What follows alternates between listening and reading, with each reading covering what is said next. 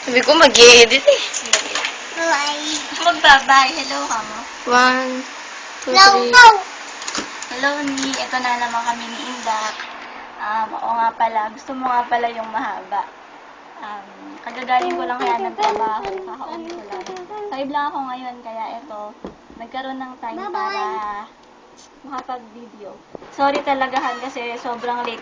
Upload ko na to. Alam ko na tatampo ka, nagagalit ka sa akin dahil nasabi mo na wala akong effort.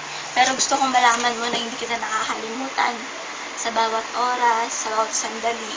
Nagtatrabaho ako, tayo nagkaka-text. Kahit may ginagawa ako, hindi ka nawawala sa isip. Ninis ako sa'yo minsan kasi lagi mo akong pinagdududahan. Hindi ko naman kasalanan na maging maganda. Joke. I love you so much, Han. Jogo! Gusto kong malaman mo, ni, na hindi kita niloloko, wala akong iba dito, magtiwala ka lang sa akin, at nang magtagal yung relationship natin, hindi lang 31st monthsary, kundi 31st anniversary, and so on and so forth. I love you so much, Han. Miss na kita, ni. Ito yung anak natin, si Inda. Tingin ka kay Daddy.